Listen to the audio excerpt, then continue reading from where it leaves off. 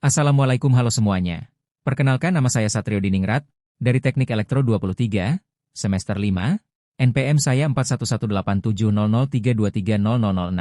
Jadi di sini saya akan mempresentasikan tugas mata kuliah Sistem Mikroprosesor dan Mikrokontroler, jadi simak videonya ya. Pendahuluan. Struktur sistem akuisisi dan distribusi sinyal adalah suatu arsitektur terintegrasi yang dirancang untuk mengukur fenomena fisik di lingkungan nyata, mengubahnya menjadi data digital, dan kemudian menyebarkan data tersebut ke berbagai pengguna atau sistem kontrol. Tahapan sistem akuisisi. A. Tahap akuisisi sinyal. Tahap akuisisi sinyal berfokus pada pengumpulan informasi dari sumbernya di dunia nyata dan mengubahnya menjadi data digital.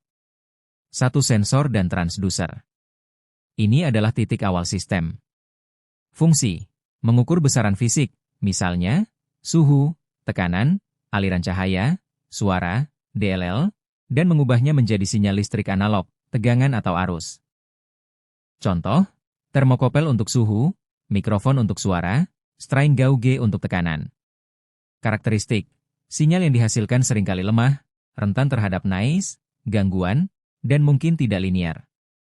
2. Pengkondisi sinyal, signal kondisioner. Sinyal dari sensor biasanya tidak langsung cocok untuk konversi digital. Tahap ini memproses sinyal tersebut. Fungsi: memodifikasi sinyal mentah dari sensor agar stabil, kuat, dan aman untuk ADC.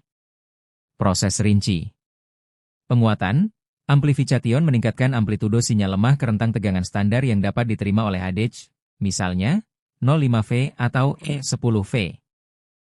Penyaringan: filtering menghilangkan noise atau frekuensi yang tidak diinginkan yang mungkin mengganggu pengukuran yang akurat, filter low pass, high pass, atau band pass. 3. Konverter analog ke digital, ADC. Ini adalah inti dari proses digitalisasi. Fungsi: mengubah sinyal analog yang telah dikondisikan menjadi serangkaian nilai digital, angka biner.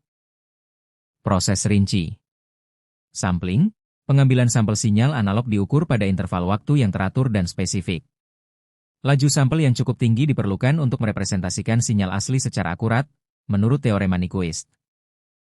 Kuantization: kuantisasi amplitudo setiap sampel dibulatkan ke nilai diskrit terdekat dalam rentang resolusi ADC, misalnya, ADC 8 bit memiliki 256 level diskrit.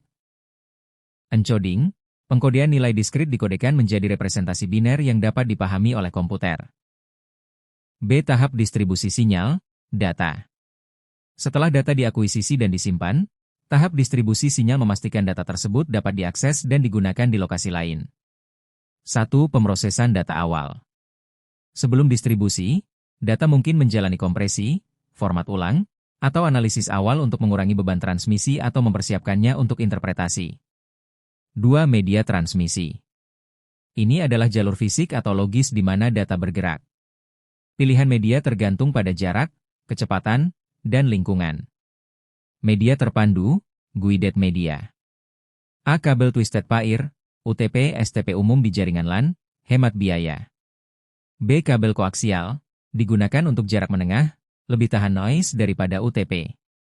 Media tidak terpandu, unguided media, nirkabel. A. Gelombang radio, Wi-Fi, jaringan seluler, 4G, 5G, Bluetooth, untuk mobilitas dan jangkauan luas. B. Inframerah, gelombang mikro, digunakan untuk komunikasi jarak pendek atau line of sight. 3. Protokol dan perangkat jaringan. Protokol komunikasi, aturan standar, seperti TCP, IP, Ethernet, Modbus, Profibus, yang memastikan data dikirimkan dengan benar, terstruktur, dan dapat diinterpretasikan oleh penerima.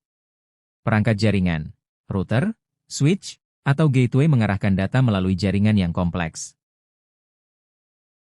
Sistem akuisisi data adalah sebuah sistem yang berfungsi untuk mengumpulkan, mengukur, dan mengubah sinyal fisik dari dunia nyata, seperti suhu, tegangan, atau tekanan, menjadi data digital yang dapat diolah, disimpan, dan dianalisis oleh komputer. Sistem ini terdiri dari komponen seperti sensor untuk mengukur fenomena fisik, rangkaian pengkondisi sinyal untuk menyesuaikan sinyal, dan konverter analog ke digital, ADC, untuk mengubah sinyal analog menjadi data digital. Contoh 1. Sistem pengukuran suhu otomatis. Penjelasan blok sesuai diagram. Transducer. Termokopel atau sensor suhu LM35 yang mengubah suhu menjadi sinyal listrik. AD, konverter analog ke digital modul ADC atau mikrokontroler, misalnya Arduino ESP32, yang membaca tegangan dari sensor dan mengubahnya menjadi data digital. Komputer, laptop atau Raspberry Pi untuk mengumpulkan data dari ADC. Memori, RAM sementara untuk menyimpan data hasil pembacaan sensor sebelum diproses. Mass storage, hard disk atau SSD untuk menyimpan data suhu jangka panjang. Display, layar komputer atau LCD yang menampilkan grafik perubahan suhu secara real-time. Contoh 2, sistem pemantauan getaran mesin industri. Transducer, sensor akselerometer, misalnya ADXL345, yang mendeteksi getaran. AID, modul ADC bawaan mikrokontroler. Komputer, mengolah sinyal getaran dan menampilkan hasil dalam bentuk spektrum frekuensi. Memori mass storage, menyimpan hasil pemantauan untuk analisis prediktif. Display, menampilkan kondisi mesin, normal atau abnormal. Contoh 3, stasiun cuaca otomatis. Transducer, sensor suhu, kelembapan, dan tekanan udara. AD, konverter di mikrokontroler, misalnya ESP32. Komputer, sistem server yang menerima data dari sensor. Memori, menyimpan data sementara untuk pengolahan. Mass storage, database cuaca harian. Display, dashboard web yang menampilkan suhu, kelembapan, dan tekanan udara secara real-time.